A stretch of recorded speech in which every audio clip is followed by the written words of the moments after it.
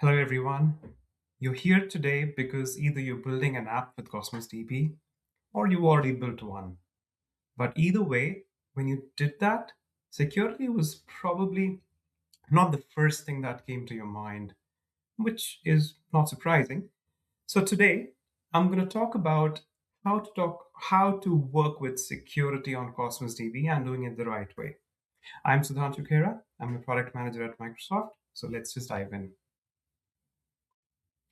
So what you see here is what we call security pillars, and these are what models are Cosmos DB security.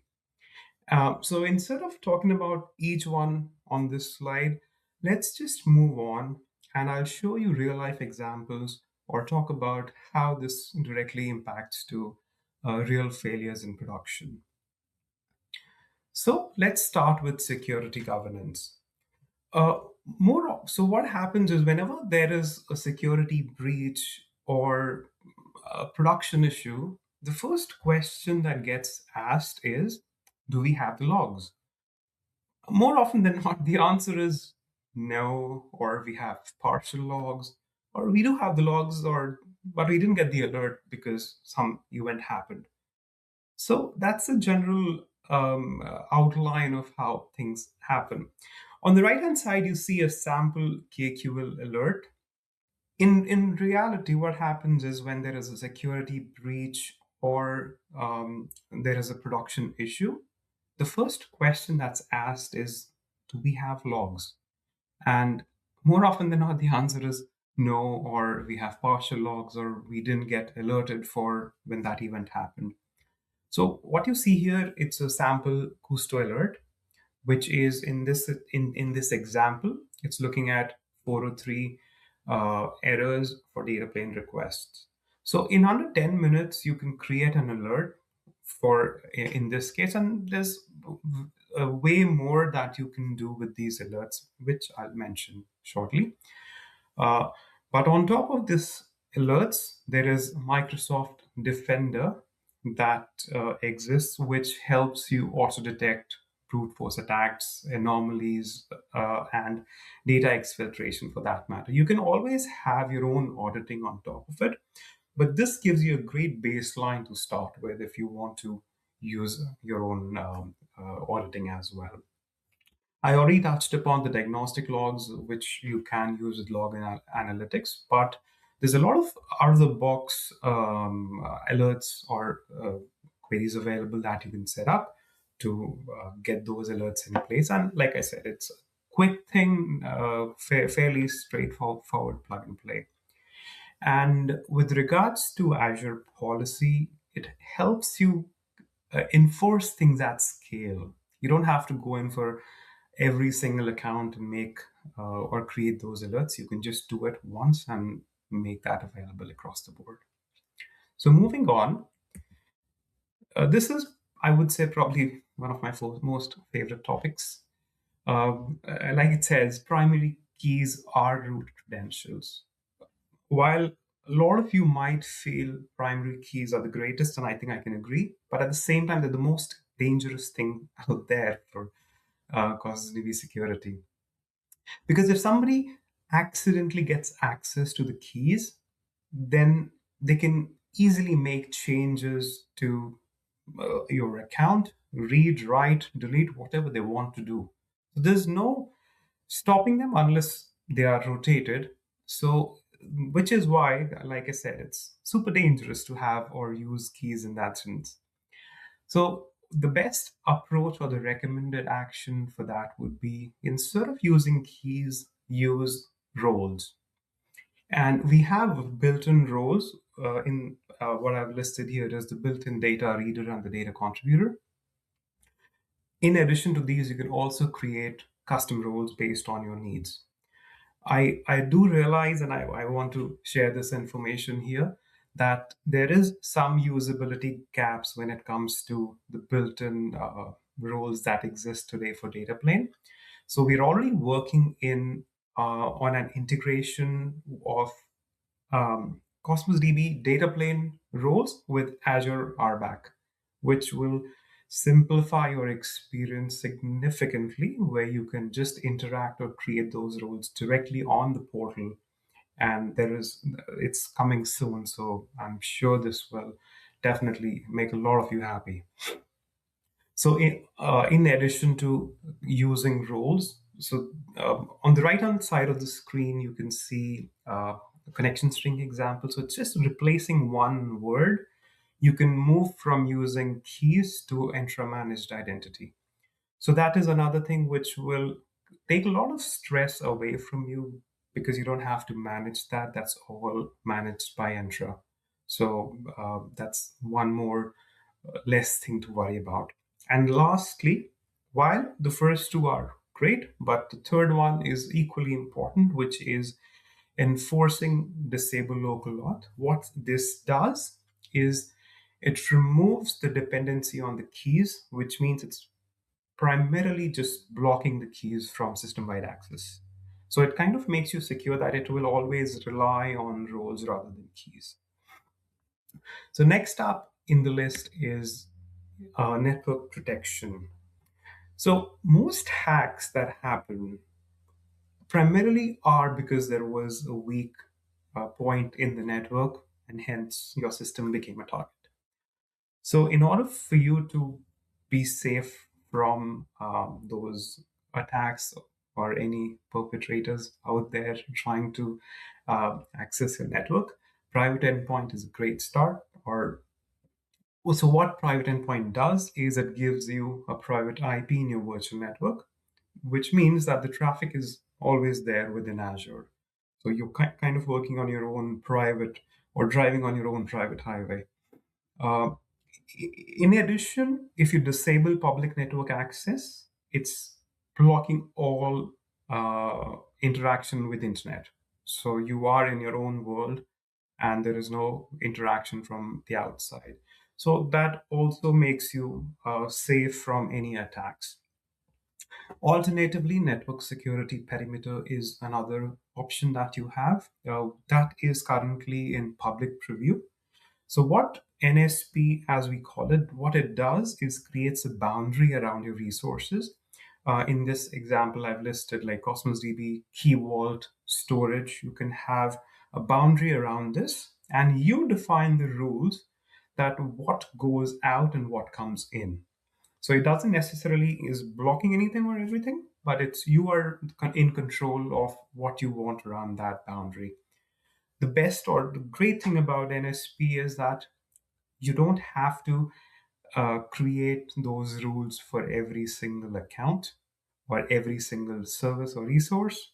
You do it once and you associate that with all of them. So you have less to manage, rather than think about that I have 500 accounts and I have to think about all those 500 accounts. That's not the case. You can just do it once, associate it, and you're all set. Then comes the question, what is suitable for me or you? In this case, if you are looking at just one service, you have a straightforward case. You want your traffic to be just within Azure. You want to just work within your own virtual network. Private endpoint is the way to go. But if you feel like I have multiple resources, I do want some connection, outside access, but I want it limited from this certain IP, then network security perimeter would be something which you can definitely benefit from. So I'll move on to the next one, which is data protection. So by default, when it comes to data, encryption, the data is encrypted at rest and in transit when it comes to Cosmos DB. At rest, it's AES 256, and TLS takes care of the data or encryption in transit. Now comes the question is when there are a lot of organizations who have to comply because of various regulations, HIPAA, FedRAMP, etc. And in that situations, they can't have the key in Microsoft's infrastructure, so they have to have it in their own infrastructure. So when that happens, you could benefit from CMK. So what CMK does is it's a second layer of encryption, but you are responsible for owning the key. So Microsoft has no control over that key because, like it's as the name suggests, it's customer managed key, and it lives on your own key vault. But the caveat is if you lose the key, you lose access to the data. So that is a case where customers benefit from CMK, but like I said, it's more on the regulatory or compliance reasons. Um, Another option is dynamic data masking. So the best use case for dynamic data masking, I would say, is, for example, if you call your internet provider, they have you share your last four of the social to verify who you are. So that operator who's looking at the screen is not able to see your entire social security number because the initial character of the string is masked for them. So situations like those where you want to not change anything in the database, but you just want the end layer or the application layer to mask the data for you because there is a certain low privileged users who are looking at the data, then you can go for dynamic data masking because we're not changing anything in the schema. It's much simpler in that sense, and there is no real maintenance for you in that regards. You just define your roles and present it to the user, and based on what their privileges are, they either see it all masked or it'll just be plain text for them. And I already touched upon TLS. It's just encryption in transit. We have TLS 1.2 enforcing right now. 1.3 enforcing will happen soon, but it's not in the immediate future. So again, the question comes, what is better for me? Is it CMK or data masking? Like I said, with CMK, you're encrypting the entire database and you own the key. You control the key. But again, if you lose the key, if that leaks, then that's a problem. And it's a completely different use case than data masking because the data is stored unencrypted, because which means if there is a database administrator, he goes in and runs a query, they can see the data. But the use case here is more for somebody who's querying from the front end and doesn't have access to the database directly. So in that way, you can always mask and present the data to them. Uh, Lastly, applications and services. So I want to read the title here because that's really the true case. The most common issue is when a connection string is in the source code, and that's a real use case. And similarly, like I've seen situations where a container name had the name of, or rather had the key in there. So uh, these are small actions that you can take to make your uh, database more secure. Never use or never store keys anywhere, whether it's config, whether it's app settings, JSON, source control, because you never know accidentally if you make your repo public. Uh, don't use keys and container names, and always use that principle of least privilege, where you are one, obviously, that there is an assumption that you're using RBAC in roles, but when it comes to least privilege, you're only giving that much access what a person needs. So you could, instead of scoping certain permissions at the account level, you can do that at the container level and specifically for like items or whatever you're trying to do. That way, you are restricting and avoiding any potential rogue user situation by limiting the permissions one would have. And disabling local auth will completely remove dependency on keys. So if you do that for your production accounts, you're definitely making them a lot more safe and relying on managed identity for various Azure hosted workloads. So let me move on to the key takeaways. So we talked about 5 pillars today. And if you want to just take one action from each of those, this is the list for you. So we've touched upon governance, where we said that yes, creating alerts and using Defender will be a straightforward. And I'm only listing things which are going to be quick, not something that will take you a lot of time to do, but also they will be very impactful for you.